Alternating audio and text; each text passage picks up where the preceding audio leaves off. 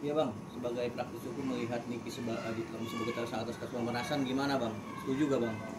Yang jelas memang kalau saya jadi pihaknya Nikita, memang pembelaan dia yang paling utama adalah dia membela kepentingan masyarakat banyak dari ancaman mafia skincare. Artinya mafia skincare ini siapa? Adalah pengusaha-pengusaha yang mendapatkan keuntungan berlimpah tapi mengorbankan kesehatan masyarakat. Nah, pemerintah diwakili oleh Kepolisian Republik Indonesia sepatutnya menegakkan hal ini dengan tegas. Nah, tapi memang tidak bisa bandingkan dengan apa dugaan yang dialami oleh Nikita Mirzani yang dilaporkan oleh Dokter Gladys.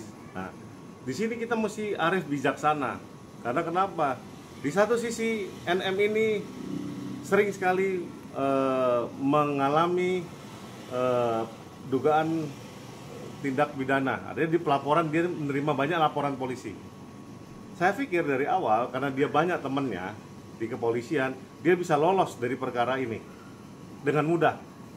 Tapi apa nyananya sampai detik ini sudah 20 hari kah dia ditahan? Udah. Hampir ya. Nah, pertanyaannya apakah dia akan diperpanjang? Jadi dari 20 ditambahin 40 lagi. Kalau saya berpikir dari sisi cybernya yang nangkap dia, kemungkinan besar karena memang dua alat buktinya sudah cukup, ini perkara pasti akan disidangkan. Tapi pembelaan dia karena membela orang banyak, karena membela kepentingan masyarakat umum untuk membasmi yang namanya mafia skincare, wajibnya itu dia diringankan. Sehingga orang-orang seperti NM, seperti Doktip, kalau perlu diperbanyak supaya negara hadir yang memang tidak hadir itu, alias penegakan hukum yang cuman omon-omon itu sudah diwakili sama vigilante yang kayak NM sama Doktip. Jadi ada pahlawan-pahlawan yang namanya NM sama Doktip yang menyelamatkan keselamatan dari pengguna kosmetik skincare di Indonesia. Karena kenapa? BPOM tidak bergerak, kepolisian tidak bergerak. Ada apa? Yang bergerak mereview day to day, ya walaupun dengan motif yang patut diduga memang pemerasan, tapi day to day yang nge-review itu pahlawan-pahlawan ini, NM sama Doktip ini salah satunya. Nah, artinya mereka harus diapresiasi dong. Jangan sampai berat sebelah. Mudah-mudahan majelis hakim yang memutus perkara nanti kelak itu punya pertimbangan yang baik. Bang, ada celah nggak sih artinya untuk meringankan hukumannya seperti apa gitu? Jelas banyak celahnya ya, tapi itu kan saya kembalikan lagi ke profesional si pembelanya Nikmir. Karena saya kan nggak ditunjuk sebagai kuasa hukumnya Nikmir, tapi saya kasih ide bahwa Nikmir, NM, dan Doktip ini adalah pahlawan-pahlawan. Walaupun dia afternoon hero, ya, pahlawan kesiangan, tapi mereka sangat-sangat berguna.